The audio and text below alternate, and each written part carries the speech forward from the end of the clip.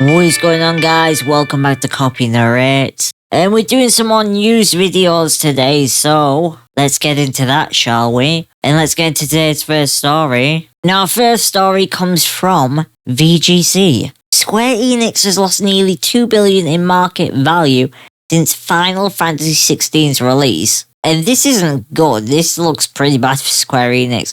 It does not look like they're having a good year at all. But the Japanese publisher's share price reached its highest point this year in the days running up to Final Fantasy XVI's release in June, but it closed on Wednesday at its lowest level since May 2022. The slump comes after sales of the PS5 game reportedly failed to meet the high end of the company's expectations. Okay, but that's not all.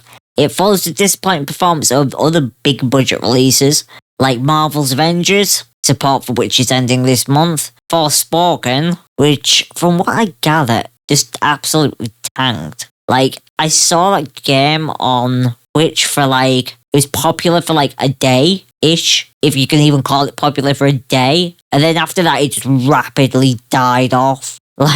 People just were like, okay, this is not what I thought it was going to be, and quickly dropped it. And that was from a brand new studio as well. That was from their Luminous production studio. So Bloomberg article analysed the Square Enix's recent downturn. Anonymous employees and contractors claim the company is suffering from issues with its game development structure and quality control, while analysts expressed concerns about its long-term prospects. And this is actually kind of pretty bad because the people who aren't looking forward towards the company's long-term prospects, right? Well, these are investor-type companies. Flooding the market with unfinished, bad, or untested games is a bad move, Tokyo-based developer and gamer Michael Prefontaine said, referencing Marvel Avengers Forspoken and the Diofield Chronicle. The company has overstretched itself on too many titles without proper oversight. And apparently, according to employees at Square Enix, the problem is that studios are being given too much freedom and control over the scope and direction of their projects, and that's what's causing the issue. We remain concerned with the company's game development structure and game quality control, which could limit the longer-term performance, said Macquarie Capital Securities Japan analyst Yujia Zhai. And that's bad. That's bad because that's Capital Securities, right? These are financial people saying this, and they're the ones that invest in your business and are the ones who really influence the stocks the most. So things are looking pretty bad for Square Enix right now, and it doesn't look like it's going to get better. And with recent closures of a lot of studios, you could see Square Enix maybe getting rid of some more stuff, because I don't know how this is going to go for them in the long term. Our next story comes from IGN. XDefiant looking toward fall release date due to certification requiring more work than expected. So this is kind of a shocking one. Ubisoft could potentially launch XDefiant somewhere between the middle of September to the middle of October as it works to obtain certification from PlayStation and Xbox. So it was meant to get its certification done already, and it's failed on both platforms. And it's being told that they have to do more work, which is madness. In a written update, producer Mark Rubin said that Ubisoft started the certification process for XDefiant on PlayStation and Xbox at the end of July. Ubisoft was targeting a release for the end of August, right? So they were targeting the release for the end of August, and they just failed the certification completely, and they now have to push it back. And this is another delayed game. And it looks like it's going to be somewhere late September. And they probably might get a provisional certification, a conditional pass. But they'll have to do a day one patch. And God knows, is everyone sick of day one patches on games? Why can't games just come out and work? Why can't they work from the start? That would be what would be best. And, I'm not going to read the rest of the article, it's just about the game and stuff, but that's another game that's delayed. And I don't think Skull and Bones is doing much better, is it? I don't know what's going on with game studios these days. Now this one's a slightly different topic. This one comes from video cards. And first cable-free ASUS GeForce RTX 40 BTF graphics cards to launch on September 15th. So this is kind of cool in the sense that this is something that would actually be really, really awesome. And I know a lot of other YouTubers have talked about this at certain points. But ASUS has basically made a power connector that runs entirely off your PCIe lane. And it delivers up to 600 watts of power, which is really, really awesome. Like, that's freaking cool because obviously it means no need for power cables, right?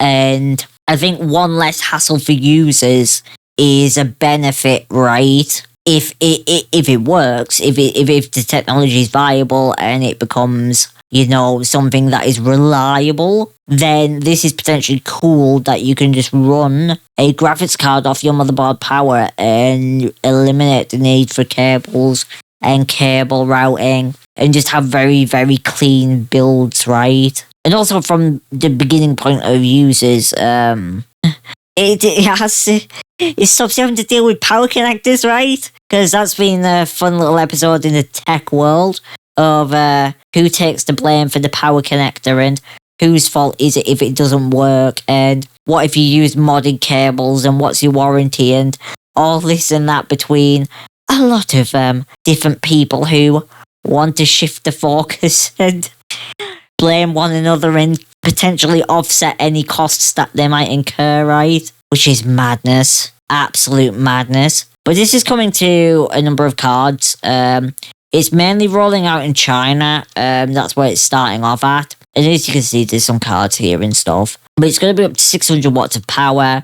There is a specific motherboard for this, which is the Tough Gaming B760M BTF Wi-Fi motherboard, a micro ATX board that has all the connectors on the backside of the board, which means that the build will be even cleaner because you won't even have like any front side cables. And backside connectors really haven't become popular because not an awful lot of cases support them, right? So yeah, but if this becomes a thing, there's potential benefits. It's shorter to route your cables. All that cluttering junk is behind and not in front. And you can have very, very clean builds. And it reduces, you know, needing cable ties and hassle and all that.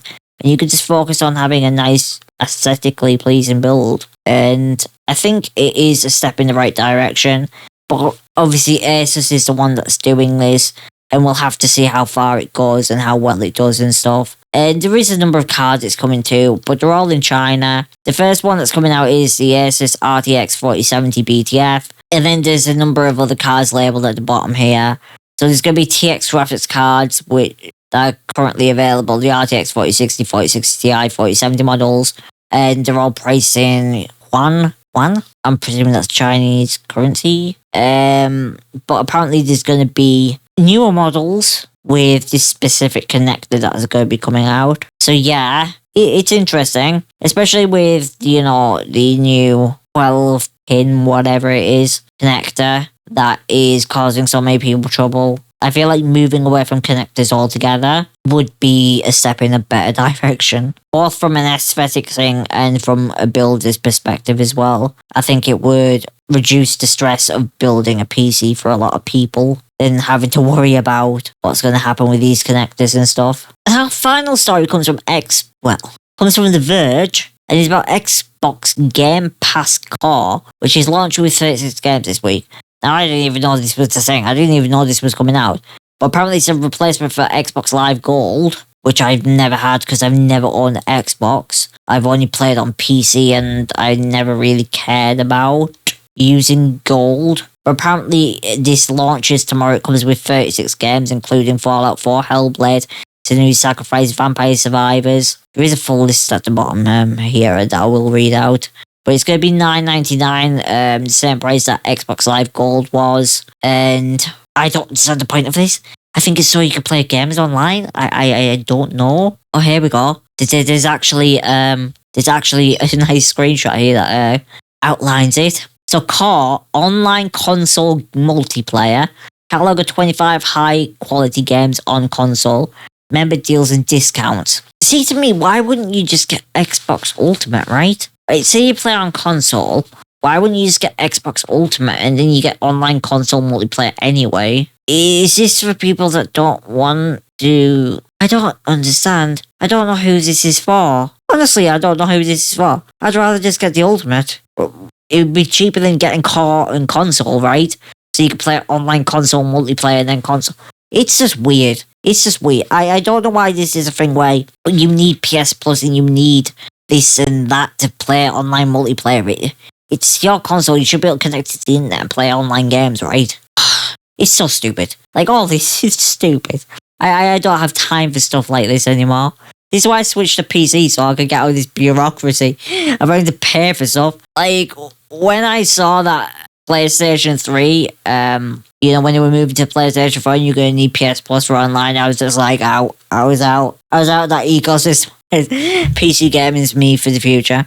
But here's the 36 games that are included: Among Us, Astroneer, Celeste, Dead Cells, Descenders, Dishonored 2, Doom Eternal Standard Edition, Fable Anniversary, Fallout 4, Fallout 76, Firewatch, Forza Horizon 4 Standard Edition, Gang Beasts, Gears 5 Game of the Year Edition, Golf with Friends, Grounded, Halo 5 Guardians, Halo Wars 2, Hellblade: Senua's Sacrifice, Human Fall Flat, Inside Limbo, Ori and the Will of the Wisps, Overcooked 2, Payday 2, Crime Wave Edition, Power Wash Simulator, Psychonauts 2, Slade Spire, Spiritfarer Farewell Edition, Stardew Valley, State of Decay 2 Juggernaut Edition, Superliminal, The Elder Scrolls Online, Teenage Mutant Ninja Turtles Shredder's Revenge, Unpacking, and Vampire Survivors. Anyways, guys, that's it for today's news.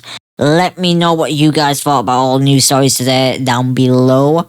Not a lot of interesting stuff, apart from Square Enix and Ubisoft seem to have really bad problems with releasing games and the quality of the games that they're releasing, right? And obviously some interesting stuff from ASUS there, which I am actually quite excited for and hope more manufacturers become a part of.